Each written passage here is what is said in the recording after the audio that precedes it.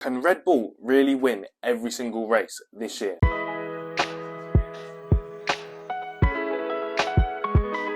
I don't know. Alright guys, welcome back. Thanks for joining another episode. So we're exactly 1 week after Monza, and what a race it was. I've done a recap on that already. Max Verstappen absolutely dominating right now, along with Alex Albon. Let's not forget about him.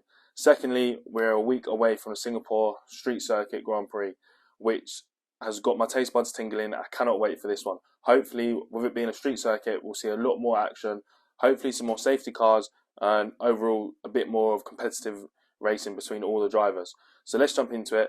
First of all, Red Bull have since come out and said that their aim or their plan is to literally destroy the field or the competition this year. They want to win every single race possible.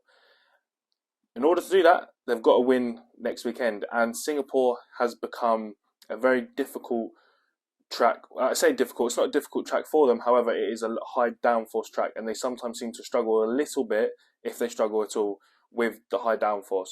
So hopefully we'll see a lot of action. I know Aston Martin have got some new updates as well coming. Mercedes, again, they are very strong whenever we go to a high downforce track. Mercedes really seems to be quite strong. It's just unfortunately they're too draggy for last weekend, in particular at Monza. So we know the Williams, Alex Albon, they're not going to do so great this weekend. We know that the Williams car is very good in a straight line, but when it needs to brake, all of these other things, it's not particularly strong.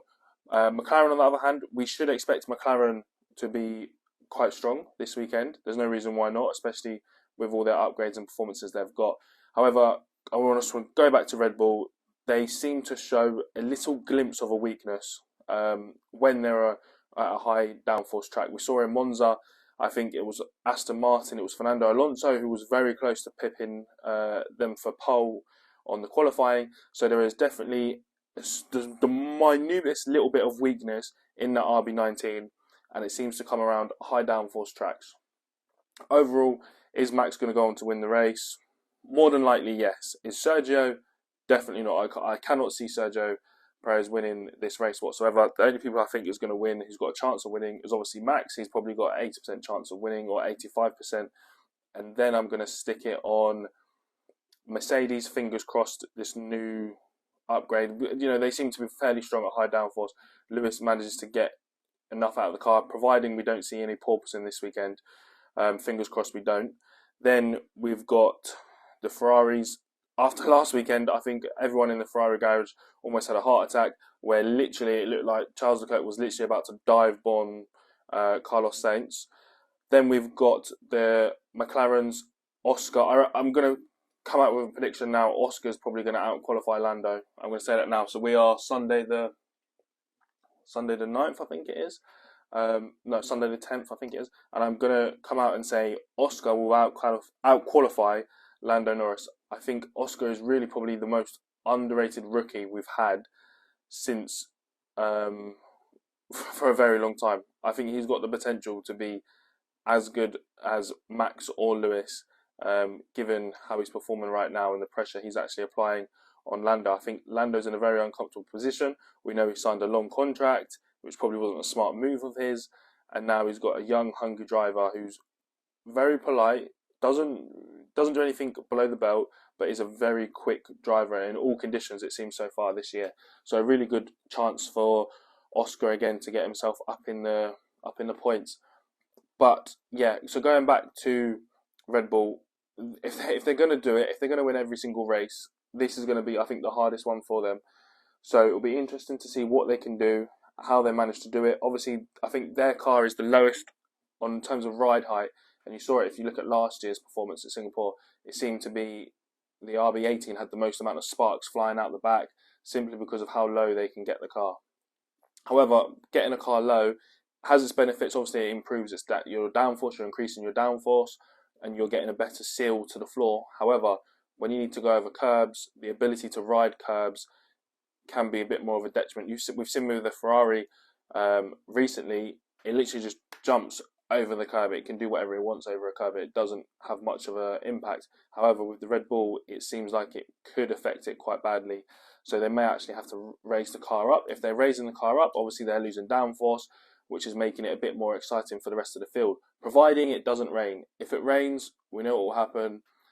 No one really pushes that hard, so Red Bull can easily, or say easily, can dominate without having to really stretch themselves. However, if it's a dry weekend and the track stays dry, especially for qualifying on the Saturday, then it's going to be very interesting to see how the Red Bull copes.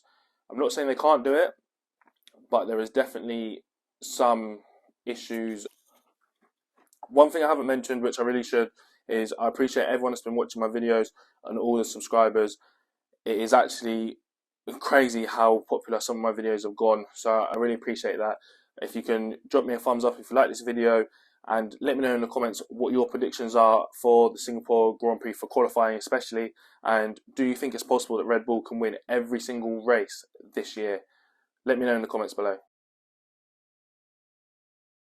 I just want to comment on, you've seen there's some new technical directives come out from the FIA in regards to flexi front wings or rear wings, and it seems like in the last couple of races where we've seen the Alpine rear wing literally daggle like a dog's tail all over the track, perhaps if it can go left to right, more than likely it can flex backwards as well, allowing them to reduce their drag and things like that. So I think this was first picked up by McLaren, who questioned it after, it wasn't just one Grand Prix, I think it was quite a couple of Grand Prix where literally if you look at their wing, it was, I'll try and upload a video onto this, and you can literally see their rear wing is just like dangling from side to side.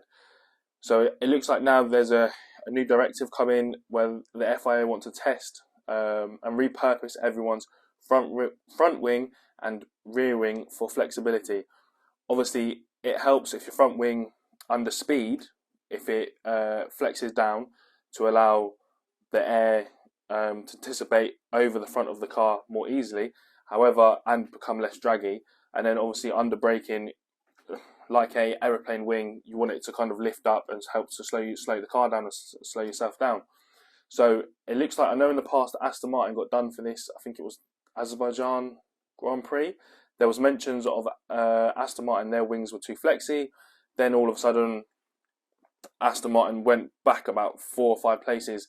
So it seems like they probably had an unfair advantage, up until that point. And then it looks like Mercedes, again with Red Bull, potentially the front wings flex a bit more, and also Ferrari. It basically seems like majority of the teams are doing it anyway.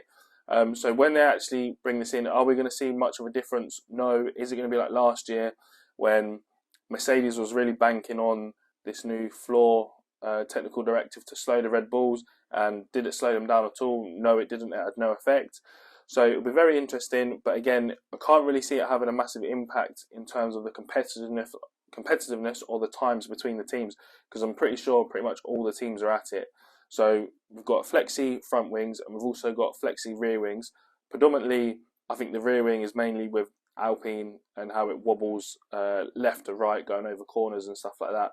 However, I'm not too sure about the rear wings. I don't know who has got a flexible rear wing. Obviously, we're going back a couple of years now when Mercedes allegedly had a flexi rear wing, but it passed the tests, or the tests they had at the time, it passed them.